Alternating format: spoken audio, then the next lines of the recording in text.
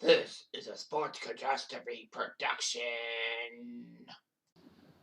Hey there, Heather Ho, there's Jeff Cutter, welcome you to another Sports Catastrophe on this day. And on this day, October the 10th, 1924, almost a century ago to the day, the Washington Senators took on the New York Giants in Game 7 of the 1924 World Series. It would be a fantastic series to be held. Now, by making the 1924 World Series, the Giants became the first team to play in 4 consecutive World Series, doing something the Red Sox, Cubs, or even the Yankees now didn't do as a franchise. They would win in 1921 and 22, both times over the Yankees, but 1923 they would lose to the Yankees. And everyone thought it was going to be Giants-Yankees all over again, but nope, it was Washington of all teams. This 1924 World Series was the 9th time and final time that John McGraw would be in the World Series. In fact, this was the 2nd time a World Series deciding game ran to extra innings. The first was in 1912. It was poetic justice, if you will. This 1924 World Series in the year 2020 was actually named by ESPN the 3rd greatest World Series of all time. Who can argue with that? So anyway, the New York Giants were a powerful baseball team. Washington was always remembered for first in victory, first war, and last in the American League. The problem with Washington is that although Walter Johnson was this great pitcher who was making American League hitters unbelievable gun-shy, if you will. And remember, this is before the Cy Young was introduced in 1956. So, yeah, he would have won many Cy Youngs. Washington just couldn't get over the hump. It didn't help that the Yankees and Red Sox were pretty good, but also Washington couldn't help their own guy out. Walter Johnson had a great opening day salvo, pitching in like 13, I can't remember how many opening day starts, but the problem was Washington kept losing them, even though Walter Johnson would pitch fantastic. Anyway, so October 4th, 1924, the World Series started at Griffith Stadium in Washington. And Washington did score in the bottom of the 9th to tie the game at 2, but in the 12th inning, the Giants put up 2 runs off of Walter Johnson. Washington had a runner on third, but couldn't score. Giants win 4-3. Art Neff beats Walter Johnson. Home runs by High Pockets Kelly and Bill Terry. Bill Terry was a legend. Game 2 was back in Washington, back at Griffith, and Washington won 4-3. Roger Peckinpah hit a big double to win the game and send Washington home happy.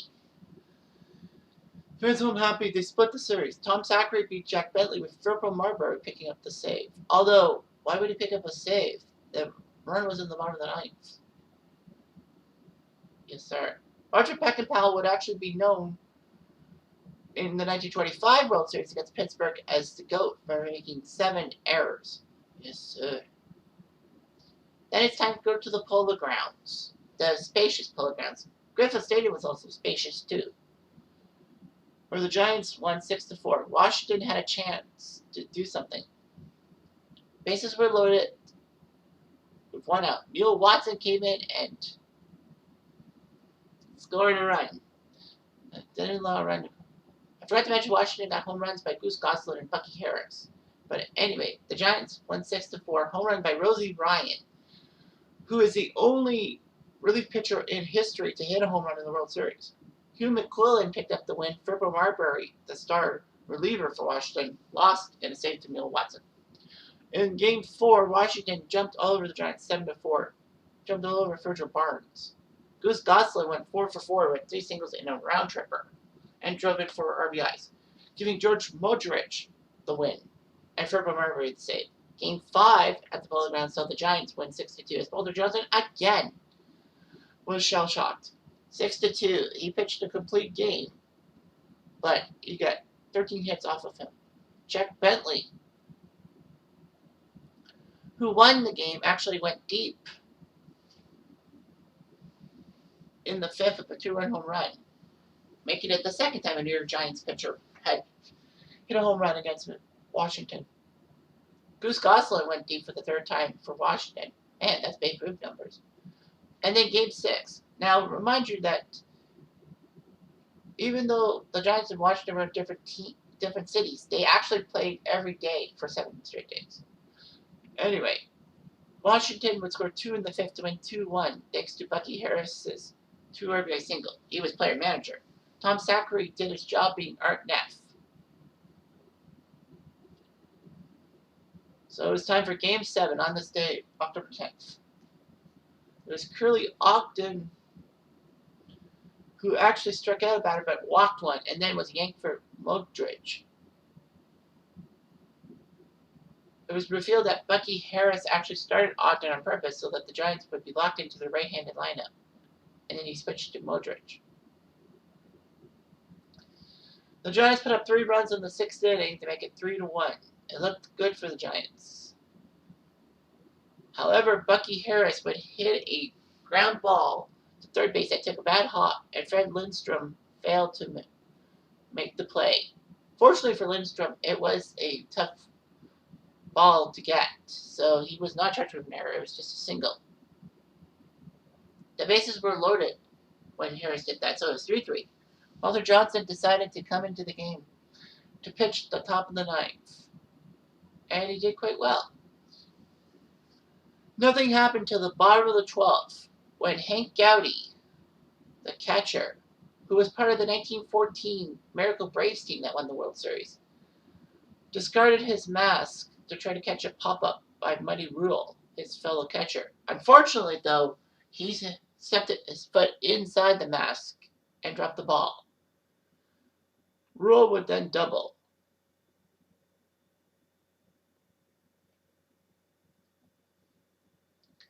And it was amazing. Then Walter Johnson came in and reached first on an error. And so Rule was on second, Johnson on first. Earl McNeely hit a ground ball right to Lindstrom. And for the second time, Lindstrom bobbled it as it bounced over him into left field. Rule came in. And the Washington Senators surprised everyone by winning the World Series. Getting to the World Series was one part, but winning it was another, as Washington wins Game 7 on home turf 4-3. In fact, it's the longest Game 7 by innings in postseason history. A lot of people said that was 1991, but no, that was only 10 innings. This is 12 innings. Winner take all. The Red Sox-Giants game, I believe, went 10 innings in 1912. Anyway, shockingly, in 2014, Library of Congress acquired a newsreel of highlight footage for Game 7, including McNeely's series-winning hit, and CNN released that footage on its website.